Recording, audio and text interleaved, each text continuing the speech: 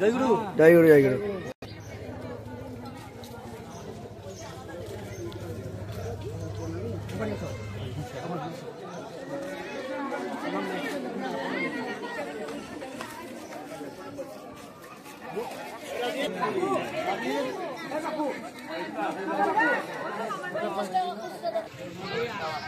Hello guys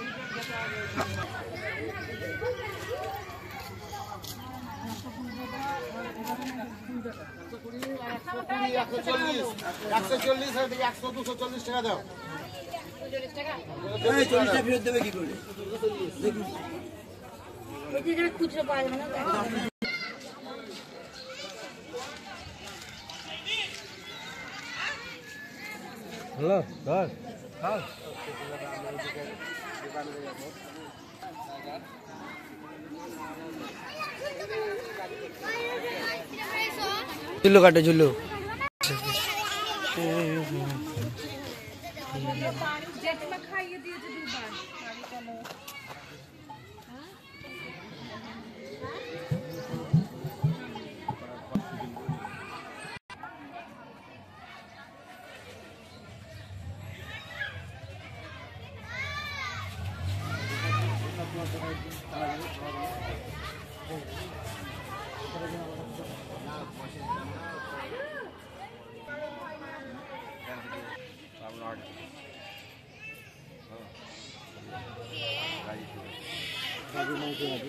अरे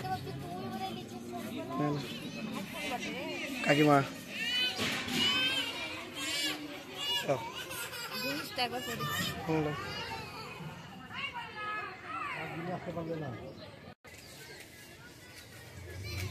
ताका ओइदिকে পিছিয়ে দেখো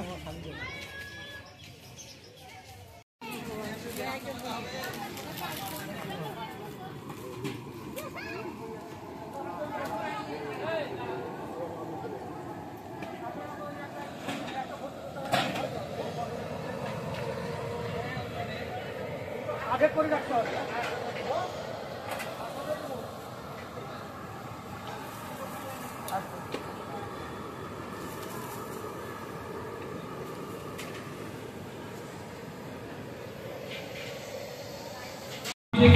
मंचे जय गुरु जय गुरु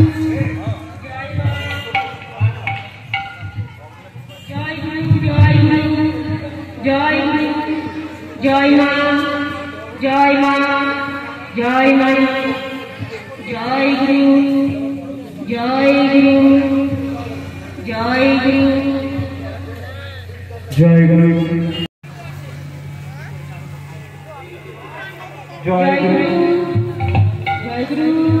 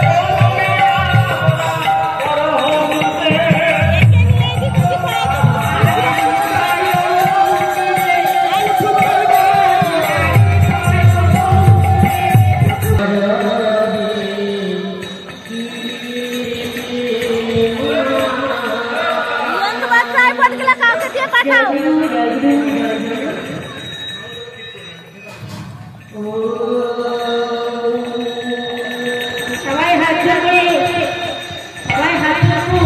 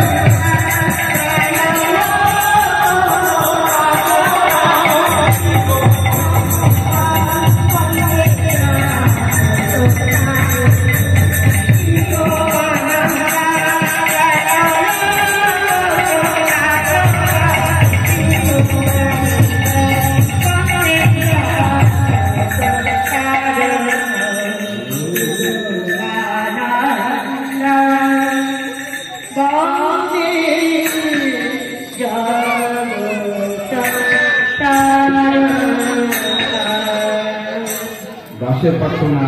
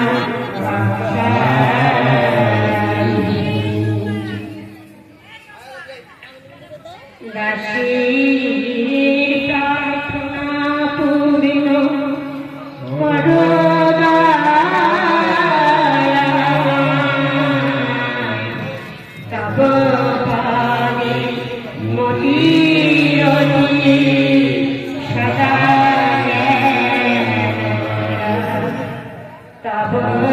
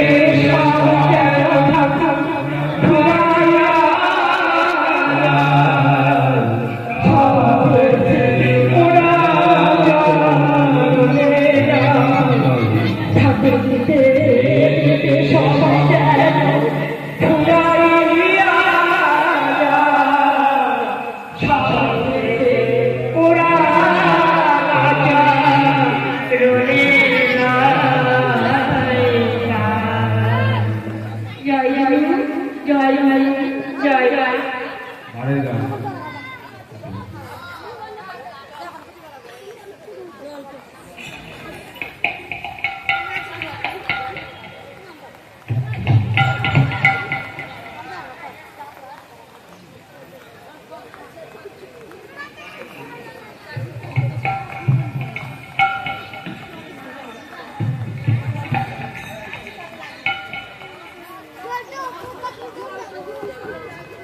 जय जय जय जय जय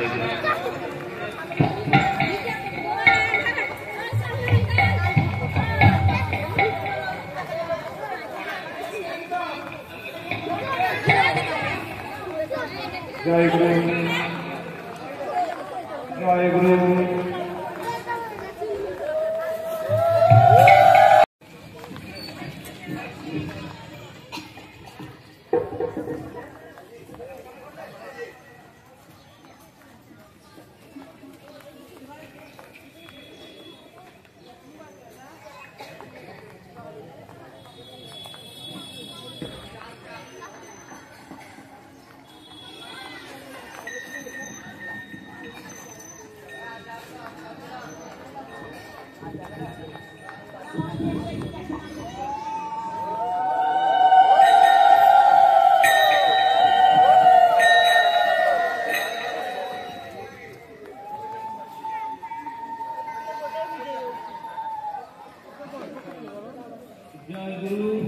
जय गुरु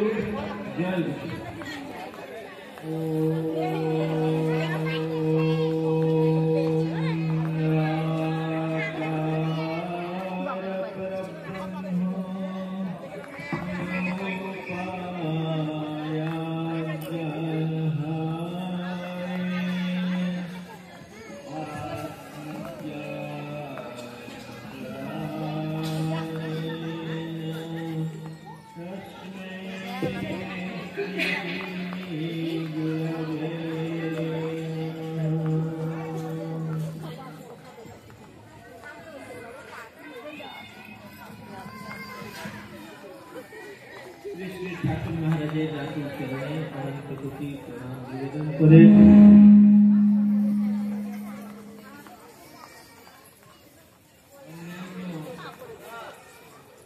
समस्त महापुरुषगण एवं ग्रामेर प्रतिष्ठित समस्त देवदेवीगण सकल चरणे भक्तिपूर्ण साष्टांग कोटि प्रणाम निवेदन करे आज के आपनादेर আর বেশি সময় নষ্ট না করে আমরা সবার কার্য শুরু করছি। আমরা উপস্থিত আছি শ্রী শ্রী ঠাকুর মহারাজের দ্বারা ঠাকুর মহারাজের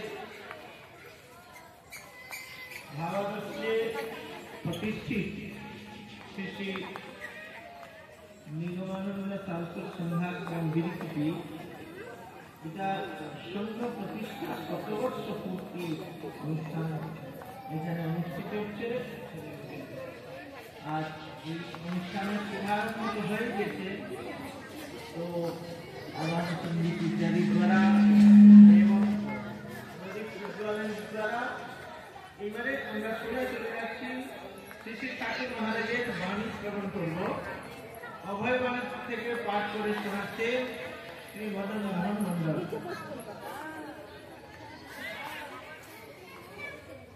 ৩০ নম্বর আর ৪০ নম্বর বাণী দ্বিতীয় খণ্ড থেকে।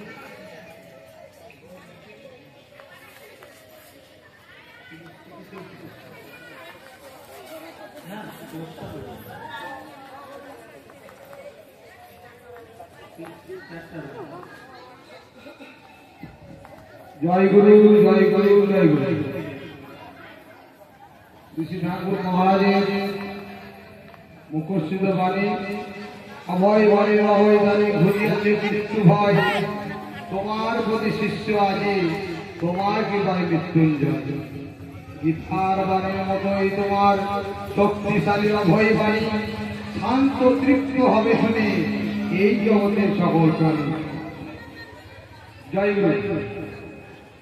অনেকের ধারণা ধর্মের পদার্থই গ্রহণ করলে বেশ সুখে স্বাচ্ছন্দ্যে হেসে খেলে জীবনটা কাটাতে পারা যায়। তোমাদের অনেক ধারণা থাকতে পারে সদ্গুরুর আশ্রয় যখন নিয়েছি, যখন রোগ দুঃখ কষ্ট বিপদ আপদ আমাদের আসবে কেন? কিন্তু পৌরাণিক যুগের কথা ভেবে দেখো দেখি, শ্রীবংশ নল হরিশ্চন্দ্র প্রভৃতি প্রাদস্মরণীয় মহাপুরুষরা গর্ভের সর্বাপন্ন হয়ে কি কম অর্জন ভোগ করেছিলেন? স্বয়ং শ্রীকৃষ্ণ যাদের সখা, সেই পঞ্চ পাণ্ডবেরও ব্যবহারিক জীবন কি কম দুঃখ কষ্টে কেটেছিল? আমি জানি ধর্মের আশ্রয় গ্রহণ করলে বিপদ আপদের প্রভাব আরো বেশি বেড়ে যায়, এতে চিত্ত বিমল হয়, স্বচ্ছ হয়।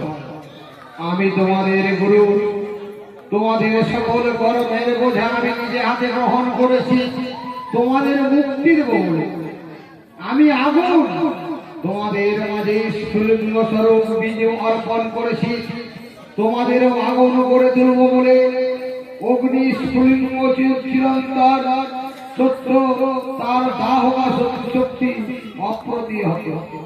ইন্ধন শুষ্ক হলে দপ করে জ্বলে ওঠে, ভিজা হলে ধরতে দেরি হয়। প্রতীক্ষা করো, নিশ্চিন্তে নির্ভয়ে বসে থাকো। তোমরা যতই হীন হও, যতই তুচ্ছ হও, সকলেই একদিন অগ্নিময় হয়ে যাবে। আমার দুয়ার হতে নিরাশ হয়ে কাউকে ফিরতে হবে না। তবে যারা কাঙালের মতো ভিক্ষা প্রার্থী, আমার দুয়ারে আমার অবসরের প্রতীক্ষায় বসে থাকবার যেটুকু সদের সহ্য হয় না, আমি তাদের বলছি স্বচ্ছন্দে অন্য দুয়ারে প্রার্থী হতে পারো। আর যারা থেকে থাকো নির্ভরশীল, তারা বসে থাকো আমার প্রতীক্ষায়। লাখো বছর ধরে আমার দুয়ারে আমি আমার মহান দানে তাদের হৃদয় পূর্ণ করে দেব। অনন্তকালের তুলনায় লক্ষ বছর যদি যে কিছুই নয়। শুনেছি মহাপ্রভু নাকি একদিন ভাববেশে বিষ্ণু কাট্টায় উপবিষ্ট হয়ে ভক্তদের ডেকে ডেকে বর বিলাচ্ছে। ভক্ত কুমার মুকুন্দ বাইরে বসে উন্মোচন করছে, সকলকে সকল রকম বর দিচ্ছে। এই দেখে তিনি বলে পাঠালেন একজনকে দিয়ে, মহাপ্রভু তার সম্বন্ধে কি বললেন? মহাপ্রভু বলে দিলেন, মুকুন্দকে বলো গিয়ে কোটি জন্ম করে সে আমার দর্শন পাবে। মুকুন্দ এই কথা শুনে চৌদণ্ড নৃত্য শুরু করে দিলেন। আনন্দ উৎফুল্ল চিত্তে তিনি বলতে থাকলেন, তাহলে পাবো, কোটি জন্ম পরে হলেও তার দর্শন পাবো। এই ভরসাটুকু লাভ করাও কম কথা নয়। হবে এই আশ্বাস মানে বা কয়জন দিতে পারে আমি বলছি, তোমরা নিশ্চয়ই একদিন সর্বসম্পদের অধিকারী হবে, সব পাবে। আমার কথা নির্ভর করে নির্ভয় নিশ্চিন্তে সেই শুভদিনের প্রতীক্ষা করো, বসে থাকো। জয় গুরু, জয় গুরু, জয় গুরু।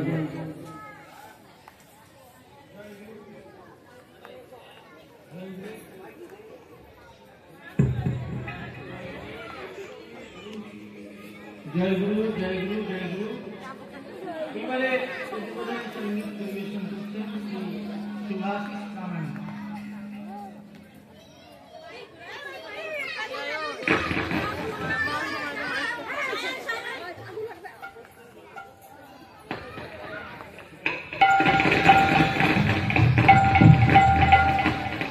জয় জয় জয়।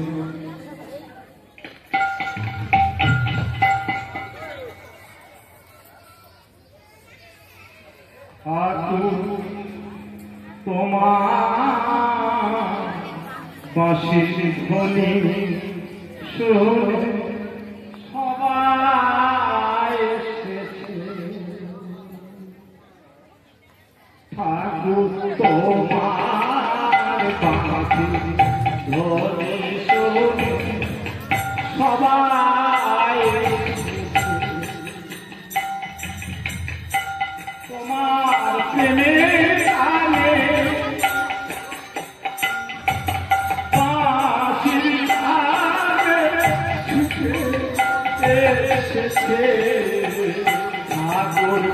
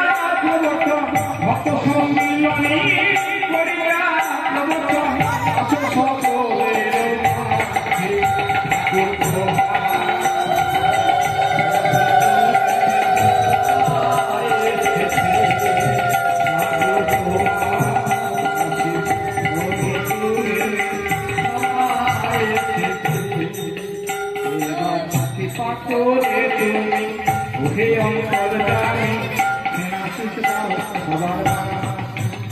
এবার কৃপা করে তুমি ওহে অন্তর্যামী সেনাসুত দাও সবার বাবা। যেন মানব জন ধন্য হয় গো মানব জন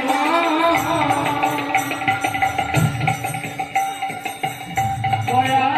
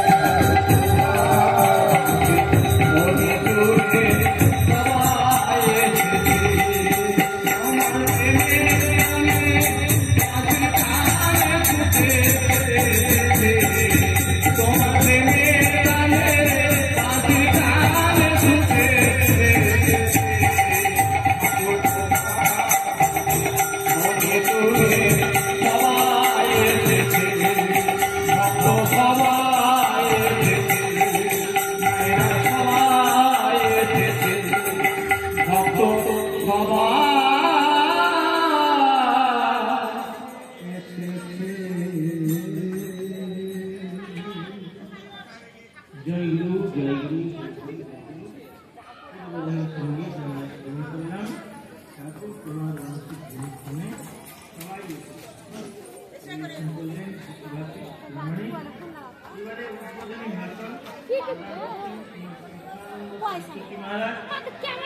সকলের প্রিয় আপনারা সবাই চিনেন ওনাকে আসামের শাসক দাস সন্ন্যাসী ট্রাস্টি তারাকে সিদ্ধপীঠ শ্রী শ্রী নিগমানন্দ শাশ্বত আশ্রমের অধ্যক্ষ শ্রীমৎ রামকৃষ্ণ।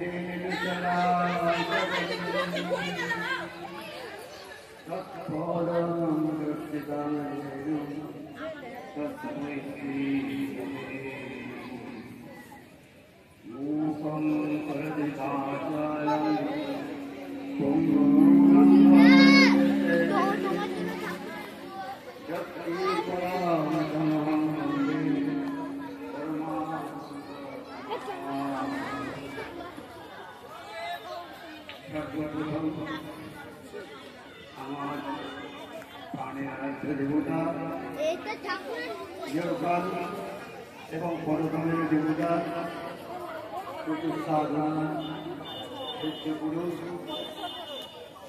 তন্ত্রজ্ঞান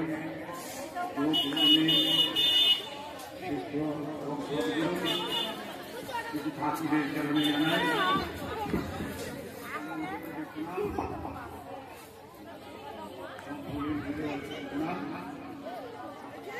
তারপরে প্রণাম জানাই প্রণাম জানাই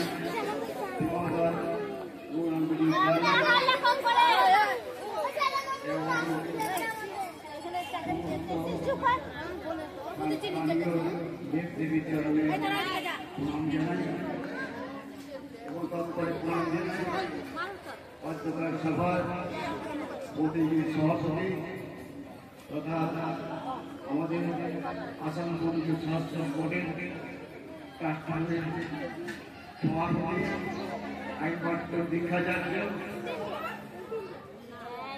ডক্টর শ্রীমৎ স্বামী পুলিশানন্দী চরণে এবং তারপরে এখানে উপস্থিত সমস্ত জেলা সদস্য বিভাগীয় সদস্য কংগ্রেস সভাপতি সভানেত্রী এবং আমার বয়স জ্যেষ্ঠ যারা আছে এবং জগতী ভাইয়ের চরণে প্রণাম জানাই এবং বৈষ্ণবের জানাই জয়গুরু তৃতীয় সংখ্যা। আজ আমরা এখানে উপস্থিত হয়েছি, আপনারা সবাই জানেন এই সঙ্গে অর্থাৎ বীরগিরি সাহিত্য সঙ্গে শত বছর পূর্তি উপলক্ষে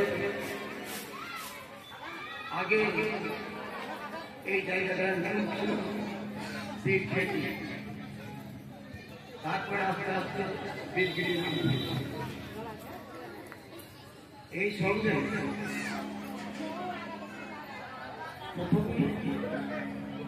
যারা সঙ্গ সমর্থন করেছিলেন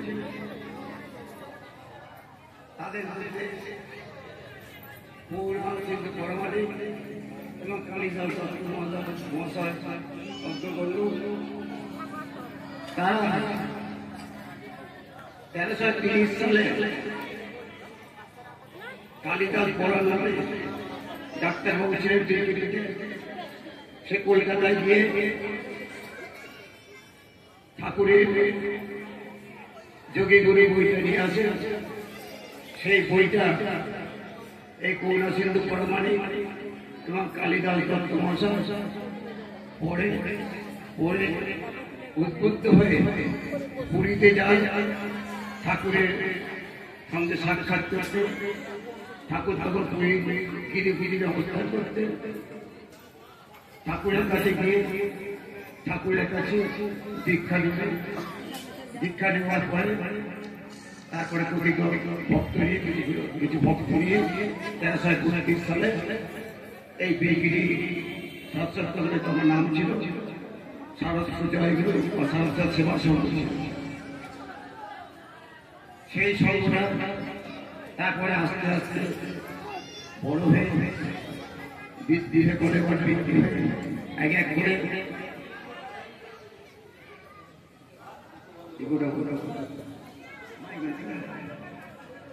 এক এক করে সব ভক্ত শিষ্য পরপর দীক্ষা নেন। সেই দীক্ষা যারা দিয়েছিলেন পরপর 1331 সালে 32 সালের পর থেকে তাদের কিছু নাম তারা ঠাকুরের চরণাশ্রিত হয়েছিলেন, তাদের নাম আমি কিছু ঘোষণা করছি।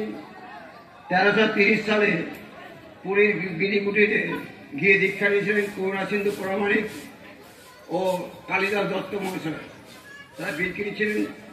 1330 সালে উত্তর বাংলা সাহায্য আশ্রমতা বগুড়া থেকে দীক্ষা নিয়েছিলেন স্বর্গীয় সোমনাথ পরমাণিক বীরগিরি।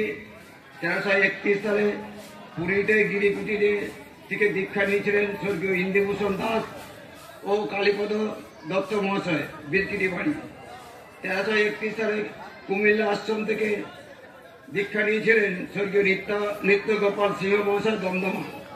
এবং 1332 সালে কুতুবপুরে গুরুধাম থেকে দীক্ষা নিয়েছিলেন স্বর্গীয় দয়ানন্দ ভাদবী মহাশয় দমদমায় বাড়ি।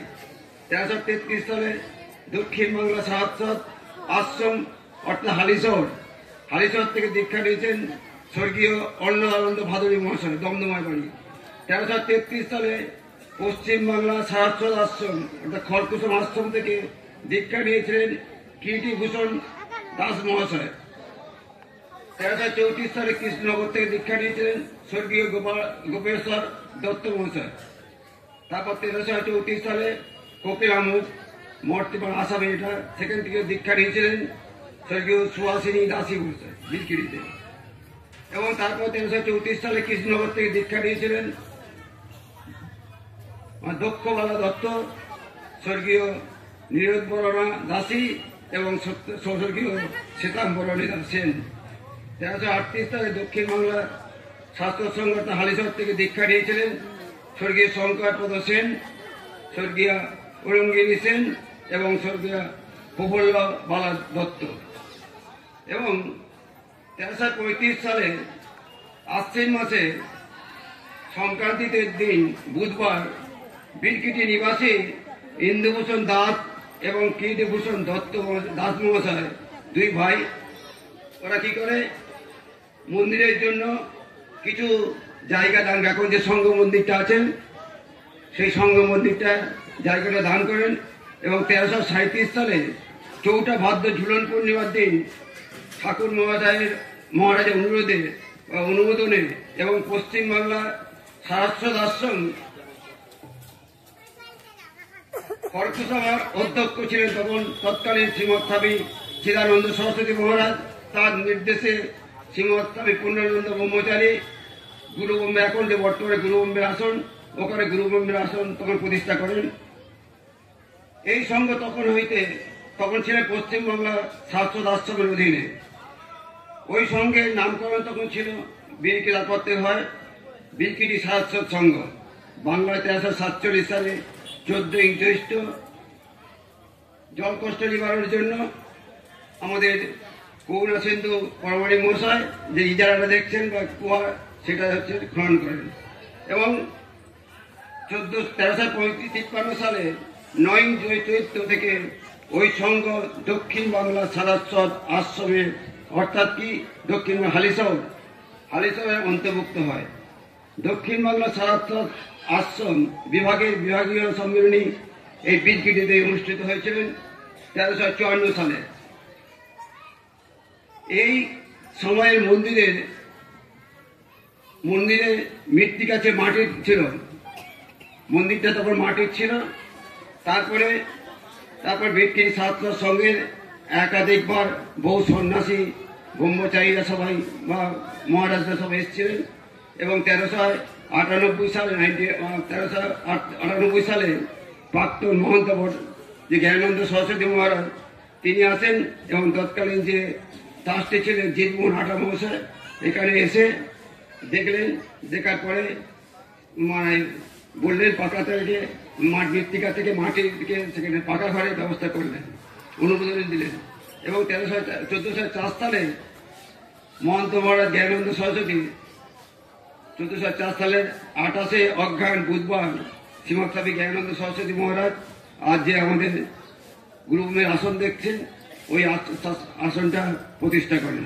সেই থেকে আজ আশ্রম তখন ভাঙা অবস্থায় ছিল। আস্তে আস্তে পাকা হওয়ার পরে এখন আশ্রমটা বর্তমান যারা আছেন সেই সমস্ত সদস্যরা মিলে আজকে আশ্রমটা মোটামুটি ভালো করেছেন বা করছেন, আগ্রহ তাদের আছে। আমি তাদের ঠাকুরের কাছে তাদের সবার যাতে কুশল হয়, মঙ্গল হয় এবং তারা যাতে শান্তি পায় সেদিকে লক্ষ্য রাখার জন্য এবং ঠাকুর তাদের যাতে মঙ্গল করে সেই প্রার্থনা করছি ঠাকুরের কাছে। জয়গুরু। আজ এই সংঘ আমরা সবাই জানেন, আমাদের তারাপীঠ আন্ডারে যে সমস্ত সংঘ আছে সবচেয়ে বড় সংঘ বীরকিটি শাশ্বত সংঘ। প্রচুর ভক্ত, আজকে আবার প্রায় 300 মতন দীক্ষা নিলেন এখান থেকে। আমি তাদের বলবো শুধু দীক্ষা নিলে হবে না, ঠাকুরের যে আদেশ উপদেশ আছে সেগুলো পালন করতে হবে, তবে আমরা ঠাকুরের কৃপা পাবো। আমরা প্রায় শুনি আমাদের কাছে আসে, বলছে ভক্তরা বলে মহারাজ এতদিন দীক্ষা নিয়েছে, বহুদিন হলো, আমাদের কোনো উন্নতি হচ্ছে না। আমি তাদের বলি তোমাদের ঠাকুরের প্রতি বিশ্বাস বা ভক্তি ঠিক মতো নেই। কারণ আমাদের যারা দীক্ষাচার্য হয় তারা প্রত্যেককে দীক্ষা দেওয়ার সময় বলেন যে তোমরা 3 বার অন্তত সন্ধ্যা ঠাকুরের নাম করবেন, ঠাকুরের মন্ত্র জপ করবেন, নিয়ম পঞ্চ পালন করবেন এবং সপ্ত বিধান। আমাদের কাছে আজকের প্রত্যেকের কাছে মোটামুটি মোবাইল আছে। ছেলে কি দেখি সবার কাছে 11 বছর 12 বছর বেশিটা পর্যন্ত ছেলেরা মোবাইল নিয়ে ঘুরছে। প্রত্যেকের মোবাইলের নাম্বার আছে, আপনারা সবাই জানেন। মোবাইলের নাম্বার একটা যদি কোনো ভুল হয়, আপনি যার কাছে কথা বলতে চাচ্ছেন, যার সঙ্গে কন্ট্যাক্ট করতে চাচ্ছেন, তার কাছে কি যাবে? একটা নাম্বার ভুল হবে, তার কাছে যাবে? আপনারা বলুন, যাবে? হ্যাঁ কি না? যাবে না তো? সেই রকম আমরা যত বলি না কেন, আমরা এতদিন দীক্ষা নিয়েছি, 30 বছর 40 বছর, কিছু উন্নতি হচ্ছে না, কেন হবে কি করে? আমি তাদের বলি, নিশ্চয়ই তোমাদের মধ্যে কোনো গলদ হচ্ছে, নাম্বারের ভুল হচ্ছে, নাম্বারের ভুল হচ্ছে। ঠাকুরেরও একটা মোবাইল নাম্বার আছে। ঠাকুর দার্শনিক দেখুন, আজ থেকে বহু বছর আগে তার মোবাইল নাম্বার দিয়ে গেছেন। সেই মোবাইল নাম্বারটা কি? 357 357 সন্ধ্যা আমাদের ইষ্টমন্ত্র জপ করতে হবে। 5 মানে কি? নিয়ম পঞ্চ পালন করতে হবে। নিয়ম পঞ্চ পালন, আর্য দর্পণ গ্রহণ, মাসিক চাঁদা দেওয়া, মুষ্টি ভিক্ষা সংরক্ষণ করা, তারপরে যে ঠাকুরের প্রতিষ্ঠা, যে আমার ঠাকুরের যে জন্মদিন, ঝুলন পূর্ণিমার দিনে কিছু সাহায্য করা, অক্ষয় তৃতীয়া যেটা দান করলে যার কোনো শেষ হবে না, ঠাকুরের ভান্ডারে জমা থাকে, ভগবানের ভান্ডারে জমা পড়বে, সেই অক্ষয় তৃতীয়া কিছু সাহায্য করা। 5 বার গেল, 3 5 7 সপ্ত বিধান দিয়ে গেছে ঠাকুর। ঠাকুরের এই যে 3 5 7 ডায়াল আপনার ঠিক ঠিক মতো যদি পালন করেন, ঠাকুর নিশ্চয়ই আপনাদের কৃপা করবে। আমি গ্যারান্টি দিয়ে বলতে পারি, আমি গ্যারান্টি দিয়ে বারবার বলবো, ঠাকুর নিশ্চয়ই আপনাদের কৃপা করবে। যারা 3 5 7 পালন করতে পারছেন না, তাদের ডায়াল গন্ডগোল হয়ে যাচ্ছে। আমরা আমাদের সুবিধার জন্য কি করছি? ঠাকুর ঘরে যাচ্ছি না, কোনদিন যাচ্ছি, নাম করছি না। ত্রিসন্ধ্যা বলেছে, 1 সন্ধ্যাও জপ করতে পারছি না। কি করে হবে? ডায়াল ঠাকুরের সাথে কানেকশন হবে কি করে? একটা ডায়াল যেমন নাম্বার গলদ হলে তার কাছে যায় না, যত প্রিয় লোক হোক তার কাছে যাবে না। আপনি যত চেষ্টা করুন, নাম্বার ভুল হলে আজকে মোবাইলের নাম্বার যাবে না। সেই রকম ঠাকুরের কাছে কানেকশন করতে গেলে আমাদের সর্বাগ্যে দৃষ্টি রাখতে হবে, ত্রিসন্ধ্যা ঠাকুরের সঙ্গে কি করে কানেকশন হওয়া। শুধু ঠাকুর নয়, ঠাকুর আমাদের কি ভগবানের প্রতিনিধি। ভগবানকে আমরা দেখতে পাই না, চোখে দেখতে পাই না, ভগবানের প্রতিনিধি হয়ে ঠাকুর এসছেন, আমাদের দাঁড়ে দাঁড়ে ঘুরছে, ভিক্ষা দিচ্ছে। ঠাকুর সেই গুরুগিরির সময় কন্ট্যাক্ট করেছিলেন, ত্রিসন্ধ্যা মুক্তি দেবে, ত্রিসন্ধ্যা 3 বারে মুক্তি দেবে, 3 জন্মে মুক্তি দেবেন, 3 জন্মে মুক্তি দেবেন। সে আমরা যদি ঠিক মতো তাদের আদেশ উপদেশ না পালন করতে পারি, ঠাকুর মুক্তি দেবে কি করে আমাদের? আজকে ঠাকুরের বাণী পাঠ হলো, মদন মোহন মন্ডল পাঠ করলেন। আজকের গৌরাঙ্গ মহাপ্রভু এক জায়গায় বসে, বিষ্ণু খট্টা, একটা জায়গাটার নাম বিষ্ণু খট্টা, সেই জায়গায় সেদিন কল্পতরু সেরেছেন। যে যাচ্ছে তার কাছে গৌরাঙ্গ মহাপ্রভু তার বধ দিচ্ছেন, যে যা যাচ্ছে প্রত্যেকে তার বধ দিয়ে দিচ্ছে। এবং তার একটা ভক্ত মুকুন্দ দাস, সে বাইরে বসে কাঁদছে, ঠাকুর কেন আমাকে ডাকছে না, ও যেতে পারছে না। এক শিষ্যর কাছে মুকুন্দ দাস বললেন যে, মুকুন্দ দাস গিয়ে, ঠাকুর মুকুন্দ বাইরে বসে কাঁদছেন, মুকুন্দ আমাদের খবর পাঠাচ্ছে মুক্তি পাবে কবে, মুক্তি কবে পাবে? না গৌরাঙ্গ মহাপ্রভু বললেন যে, মুকুন্দকে গিয়ে বলো, কোটি জন্মের পরে সে মুক্তি পাবে, কোটি জন্মের পরে। এই শুনে মুকুন্দ দাস উদণ্ড নৃত্য করে হাত তুলে নাচতে হবে, মুক্তি পাবো, একদিন না একদিন আমি মুক্তি পাবো, কোটি জন্মের পরেও আমি মুক্তি পাবো। আমাদের ঠাকুর 3 জন্মের মধ্যে মুক্তি দেয়, দয়াল ঠাকুর 3 জন্মের মধ্যে মুক্তি পাবে। যারা দীক্ষা নিয়ে আদেশ উপদেশ ঠিক ঠিকভাবে পালন করছেন, তাই অবশ্যই 1 জন্মে মুক্তি পাবে।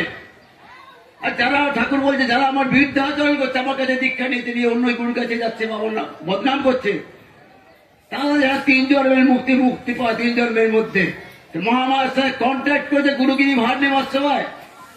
ঠাকুর মহামায়া তখন বলল, নিবানন্দ, তোমার এই মুক্তি তোমার নিজের জন্য আমি তোমাকে এই পৃথিবীতে আনিনি, তোমাকে নিয়ে এসছি এই জীবদের মুক্তির জন্য। ঠাকুর তখন মহামায়াকে বলেছিলেন, এই পৃথিবীতে হাজার হাজার লাখ লাখ সদ্গুরু আছে, আমার বৈশিষ্ট্য কি থাকবে? তখন মহামায়া, কি চাও তুমি? যে আমি চাই আমার শিষ্যরা যেন 1 জন্মে মুক্তি পায় এবং আমার যারা বিরুদ্ধাচরণ তার 3 জন্মের মধ্যে মুক্তি পায়। মহামায়ার সাথে কন্ট্যাক্ট করতে হবে গুরুগিরি ভার নিয়েছেন, আর বলেছে আমি বাংলা, বিহার, উড়িষ্যায় গুরুগিরি করতে চাই, অন্য জায়গায় করবো না। ঠাকুর বলছেন, তোরা যারা আমাকে যাচ্ছে পচা ধোসা গোলা, তোদের উদ্ধার করার জন্য আমি এসছি। ঠাকুর এও বললেন, কি কোটি জন্ম আর আমাদের 3 জন্ম, তাও আমরা ঠিক মতো পালন করতে পারছি না। আমরা জন্মগ্রহণ করেছি কেন? প্রত্যেকে কর্মফল ভোগ করার জন্য আমরা জন্মগ্রহণ করেছি। কর্মফল ভোগ করার জন্য, সে আমি হোক, মহারাজ হোক, যারা মহাপুরুষরা হোক, যারা মানব দেহ জন্ম করে গ্রহণ করে, তারা প্রত্যেকে তাদের কর্মফল ভোগ করার জন্য জন্মগ্রহণ করে। শাস্ত্রে বলছেন, নো ভুক্তং ক্ষীয়তে কর্ম কল্প করে শতরূপী অবশ্য মেব ভক্তব্য কৃত কর্ম শুভাশুভম। সুখ দুঃখ হাসি কান্না ভোগ করতেই হবে। পাতস্বরণী যারা ব্যক্তি, আজকের রাম, লক্ষ্মণ, সীতা, পাণ্ডবদের কথা চিন্তা করুন, তারা সবাই ভগবানের অংশ। তারা কত কষ্ট ভোগ করেছেন, কত কষ্ট তারা ভোগ করে গেছেন, সে তুলনায় আমরা কি কষ্ট ভোগ করছি। আজকের আমাদের ঠাকুর কাদা মাটি খেয়ে পর্যন্ত জীবন কাটিয়েছে। তখন জল ছিল না, পুকুরের জল খেয়েছে, খাবার নেই, কোথায় গাছের লতা পাতা খেয়েছে, ম্যালেরিয়া পাতা রান্না করে তাই খেয়েছে। এত কষ্ট করে ঠাকুর আমাদের কাছে এসছে আমাদের মুক্তি দেওয়ার জন্য, দাঁড়ে দাঁড়ে গুরুগিরি করার জন্য সব এসছে, আমাদের মতো পাপী তাপীদের উদ্ধার করার জন্য। সেই 3টি জন্ম, দুর্লভম তৈবতম দেবালোক্য হেতুকম মনুষ্যত্ব মুখ্যত্ব মহাপুরুষের সংশয়। মনুষ্যত্ব, আজ আমরা বলছি আমরা মানুষ হয়েছি, তা আমরা মানুষ হয়েছি, আমাদের পরিচয় কোথায়? আমাদের ব্যবহার, আমাদের আচার। কুকুর তার ধর্ম, পশুত্ব ধর্ম, পোকার কামড়াবে, বাজে জিনিস খাবে, তার ধর্ম সেটা। বাঘের ধর্ম কাঁচা মাংস খাওয়া, ছাগলদের হরিণ মারা, তাদের ধর্ম একটা। কিন্তু আমরা মনুষ্য দেহ ধারণ করেছি, দুর্লভ মনুষ্য জন্ম। একমাত্র ভগবানের কৃপা ছাড়া এই জন্ম হয় না। সেই দুর্লভ মনুষ্য জন্ম ধারণ করে যদি আমরা ঠাকুর দেবতার নাম ঠিক মতো পালন করলাম, তাহলে আমাদের মনুষ্য জন্ম বৃথা। আমাদের মনুষ্য জন্ম বৃথা, কারণ পশুরাও আহার করে, নিদ্রা যায়, মৈথুন করে। সেই রকম পশুদের মতো যদি আমরা আচার ব্যবহার করি, তাহলে আমরা পশুর সমান। শাস্ত্রে বলছে ধর্মহীনা মনুষ্য পশুবি সমানা। যে সমস্ত মানুষরা ধর্ম আচরণ না করে তারা পশুর সমান। এই মনুষ্য জন্ম ধারণ করে আমরা স্বর্গে যেতে পারি, আবার নরকেও যেতে পারি। আমরা স্বর্গে যেতে পারি এই ঠিক মতো কাজ করতে পারি, গুরুর আদেশ উপদেশ যদি ঠিক মতো পালন করতে পারি, তাহলে গুরু আমাদের পরম মুক্তিধামে হাত ধরে নিয়ে যাবে। আমরা না যদি ঠিক মতো পালন করি, কেউ বলতে পারবে না যে পূর্বজন্মে আমরা মনুষ্য হব, কেউ গ্যারান্টি দিতে পারবে না। কিন্তু একটা পশু সে বলতে পারবে যে আমরা এই জন্মে বাঘ ছিলাম বা সিংহ ছিলাম বা ঠাকুর ছিলাম, কিন্তু আস্তে আস্তে তাদের ক্রমোন্নতি হবে। তাদের ক্রমোন্নতি আছে, আস্তে আস্তে তারা উন্নতি হবে। কিন্তু মনুষ্য জন্ম একমাত্র পাতালে গমন করবে, নরকে গমন করবে। আমরা ঠিক মতো ধর্ম পালন করে গুরুদের আমরা দীক্ষা দিলাম, গুরুদেব আদেশ উপদেশ পালন করতে পারলাম না, আমাদের সেই রকম জন্ম হবে। কারণ আমরা দীক্ষার সময় কন্ট্রাক্ট করছি, প্রত্যেকে প্রতিশ্রুতি দিচ্ছে মাসে মাসে আমরা 15 টাকা 20 টাকা 10 টাকা দেব, কিন্তু যেই এখান থেকে দীক্ষা হয়ে গেল, বাড়ি গেল, মুষ্টি ভিক্ষা ভুলে গেলাম, মাসিক চাঁদা দিতে ভুলে গেলাম, সঙ্গে যোগদান করতে ভুলে গেলাম। অনেকে জিজ্ঞাসা করি সঙ্গে যাচ্ছ না কেন? না, সঙ্গে গিয়ে কি করব, আজকালকে কোলাকুলির জায়গা কিলোকিলি হচ্ছে। আজকে ঠাকুরের জন্য সঙ্গ, ঠাকুরটা কার? ঠাকুরের। কার সঙ্গে? সভাপতির সঙ্গে ঝগড়া হয়েছে, কি কোষাধ্যক্ষ, কি সম্পাদক, অন্য কারো গুরু ভাষা মনোমালিন্য হয়েছে, আমি সঙ্গ ছেড়ে দিলাম। ঠাকুর নিজে বলেছেন তোদের চাঁদ মুখ দেখার জন্য আমি সঙ্গে উপস্থিত থাকি। আমার 3 জন শিষ্য ভক্ত যেখানে আমার নাম গান করে, সেই সঙ্গে আমি উপস্থিত থাকি, সেই সঙ্গে আমি উপস্থিত থাকি। ভগবান বলেছেন যে নাহং তিষ্ঠামি বৈকুণ্ঠে যোগিনাং হৃদয়ানুচ মৎ ভক্ত যত্ত গায়ন্তি তত্ত্ব তিষ্ঠামি নারদ। আমি যোগীদের হৃদয়ে বাস করি না, বৈকুণ্ঠে আমি বাস করি না। ভগবান বাস করছে কোথায়? মৎ ভক্ত যত্ত গায়ন্তি তত্ত্ব তিষ্ঠামি নারদ। আমার শিষ্য ভক্ত যেখানে আমার নাম গান করে, আমি সেখানে উপস্থিত থাকি। তাহলে ভগবানের, ঠাকুরের চন্মুখ দেখার জন্য, ঠাকুরের প্রতিনিধি ভগবানের দেখার জন্য আজকে আমার সঙ্গে উপস্থিত হব, জেলা সম্মেলনে উপস্থিত হব, বিভাগীয় ভক্ত সম্মেলনে উপস্থিত হব, সার্বভৌম ভক্ত সম্মেলনে উপস্থিত হব ঠাকুরকে দেখার জন্য। ঠাকুর প্রতিশ্রুতি দিয়েছে বদ্ধ যে তোমাদের চাঁদ মুখ দেখার জন্য আমি 1 বছর ধরে অপেক্ষা করি। আমাদের চাঁদ মুখ দেখার জন্য ঠাকুর অপেক্ষা করছে, কিন্তু আমাদের এই চাঁদ মুখ দেখাতে আমরা ঠাকুরের কাছে যাচ্ছি না। আমাদের এই চাঁদ মুখ নিয়ে আমরা ঘরে বসে আছি, কেউ অভিমান করে সঙ্গে যাচ্ছে না, টিভি দেখছে, টিভি সিরিয়াল দেখছে, বা চা দোকানে বসে বসে গাজাচ্ছে, গল্প করছে। বলছি কই আমার বাড়িতে সঙ্গের জন্য কেউ তো বলেনি, এখানে উৎসব হচ্ছে, কেউ আমার বাড়িতে সে বলেনি। তোমার বাড়িতে যাবে কেন? তুমি যখন শুনছ যে আজকে বীরগিরি ছাত্র সঙ্গে 100 বর্ষ উৎসব হচ্ছে, কেউ না বলুক, আমি নিজে যাব ছোট হয়ে, আমি নিজে সেখানে গিয়ে ঠাকুরের আমার চাঁদ মুখ ঠাকুরকে দেখাবো। ঠাকুর আমার চাঁদ মুখ দেখার জন্য বসে আছে। আজকে এখানে বীরগিরি অন্ত হাজার হাজার শিষ্য আছে, কালকে প্রসেসরের সময় কত দেখলাম, কজন শিষ্য এখানে আছে, কোথায় সব বাইরে ঘুরছে। তাহলে সভা করে লাভটা কি?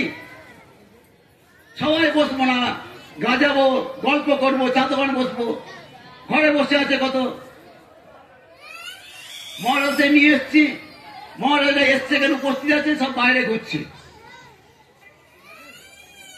আমার মহারাজদের ঠাকুরকে আমাদের চাঁদ মুখ দেখাও। ঠাকুর নিজেই যখন বলছে তোমাদের চাঁদ মুখ দেখার জন্য বসে থাকি আমি, 1 বছর ধরে অপেক্ষা করছি, তা তোমরা কেন আসবে না? আমাদের দুর্বলতা এখানে, ঠাকুরকে বিশ্বাস নেই আমাদের। ঠাকুরকে বিশ্বাস করতে হবে, সর্বজ্ঞ ঠাকুরের বিশ্বাস। ঠাকুর বারবার বলছে তোমাকে আমাকে একটু বিশ্বাস করো, তোমরা তোমাদের হৃদয় আসন পরিষ্কার করো যেন আমি বসতে পারি। কিন্তু আজকের আমাদের হৃদয় আসন নানা রকম আবর্জনায় ভর্তি হয়ে গেছে। আমাদের কাপড়ে যদি নোংরা লাগে আমরা নানা রকম সার্ফ ব্যবহার করি, কে সার্ফ এক্সেল ব্যবহার করছে, কে সানলাইট করছে, কে সফেদ করছে, আমরা সেদিকে লক্ষ্য রাখছি। কিন্তু আমাদের হৃদয় আসন যে ভঙ্কুর হয়ে যাচ্ছে, নোংরা ভর্তি হয়েছে, সেদিকে লক্ষ্য রাখছি না। ত্রিসন্ধ্যা জপ করতে বলেছেন, প্রত্যেকে সাধ্যায় করতে বলেছেন। আজকে মহারাজ বলে দিলেন ধর্মমূলক পুস্তক পাঠ করবেন, ঠাকুরের বাণী পাঠ করবেন, গীতা পাঠ করবেন। যত পাঠ করবেন তত ভগবানের সঙ্গে কানেকশন হবে। আর মাইকের এই যে তার আছে, তার একটা কেটে গেলে কিন্তু মাইক চলবে না, মাইক চলবে না, মাইক বন্ধ হয়ে যাবে, কারেন্টও জ্বলবে না। সেই রকম আমাদের একটা যদি কোনো কিছু অসুবিধা হয়ে যায়, তা ঠাকুরের সঙ্গে আমরা ঠিক মতো কানেকশন করতে পারবো না। ঠাকুর বলছেন যে চালাকির দ্বারা মহৎ কার্য সিদ্ধ হয় না, চালাকির দ্বারা মহৎ কার্য সিদ্ধ হয় না। চালাকিটা কি? যারা যারা দীক্ষা নিয়েছেন প্রত্যেকে ফর্মে প্রতিশ্রুতি করেছেন, কিন্তু টাকা মাসিক চাঁদা মুষ্টি ভিক্ষা দেওয়ার সময় কিন্তু সেগুলো আর নেই। বারবার বলে হওয়া সত্ত্বেও সেদিকে কেউ কান দিচ্ছে না, কেউ লক্ষ্য রাখছে না। মহারাজরা বলে বলে ফেটা হয়ে গেল। আমরা কৃপা পাবো কি করে ঠাকুরের? আমাদের গোড়ায় তো দরদ হচ্ছে, মাত্র 5টা নিয়ম দিয়ে গেছে। ঠাকুর কথা বলেনি যে তোমরা সব কিছু ছেড়ে দাও, মাছ মাংস থেকে খেয়ে ছেড়ে দিয়ে তোমরা সব বৈষ্ণব হয়ে যাও। ঠাকুর বলছেন তোমরা আদর্শ গৃহী হও, আদর্শ গৃহী। আদর্শ গৃহীরা পারে একমাত্র সমাজ রক্ষা করতে, সংসার রক্ষা করতে। সমাজ রক্ষা, সংসার রক্ষা, সমস্ত পরিবেশ তারা শান্ত রাখতে পারে, পরিষ্কার রাখতে পারে আদর্শ গৃহীরা। আদর্শ গৃহী মানে কি? ঠাকুর বলছেন তার বাণীতে, তোমরা একত্রে প্রেমের সংসার স্থাপন করো, আমাকে মূলে প্রতিষ্ঠা করিয়া আমার সংসারে কাজ করো। যেন মনে থাকে প্রত্যেক কার্য ঠাকুরের জন্য অনুষ্ঠিত হইতেছে। ঘর বাড়ি ইত্যাদি ঠাকুরের, সংসার ঠাকুরের, তোমরা সেবার মাত্র। আমরা ঠাকুরের সেবক, কিন্তু আমরা কি বলি? এ বাড়ি আমার, এ ছেলে আমার, এ আমার স্ত্রী, এটা আমার ঘর, এটা আমার জায়গা, এটা আমার জমি, আমি কষ্ট করে করেছি, কাকে দেব? আমার আমার করছে করছি। কি ঠাকুরকে যদি মূলে প্রতিষ্ঠা করে, ঠাকুর আমাদের কর্তা, আমরা তার ভিত্ত, আমরা তার চাকর, তার দাস। এই ভাব নিয়ে যদি আমরা সংসারে নামি, সংসার করি, তাহলে কি হবে? সেই সংসার সুখী থাকবে, শান্তিতে থাকবে, সেখানে দ্বন্দ্ব কোলাহল থাকবে না। প্রত্যেকে প্রত্যেকে ভালোবাসতে হবে। ছেলে ভাববে আমার বাবার আমার মার মতো এরকম বাবা মা কারোর হয় না।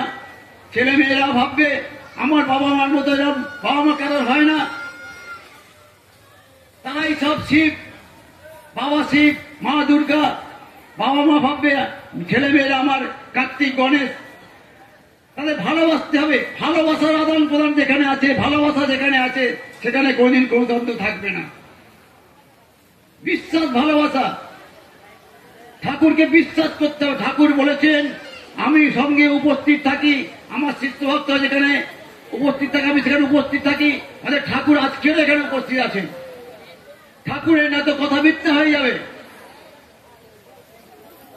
ঠাকুরকে সর্বজ্ঞে বিশ্বাস করুন, ভালোবাসুন, এবং আগামী 2025 সালে বা আগামী ডিসেম্বর মাসে 25, 26, 27, 28, 29, 26, 27, 28, 29 আমাদের সার্বভৌম ভক্ত সম্মেলনী তারাপীঠে অনুষ্ঠিত হতে চলেছেন।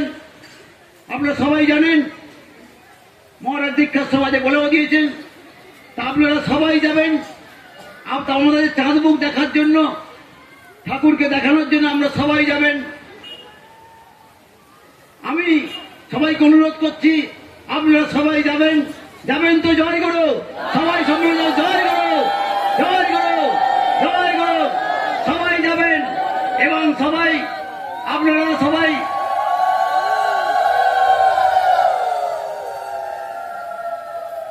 এই বিরাট কর্মযজ্ঞে প্রচুর অর্থ লাগবে।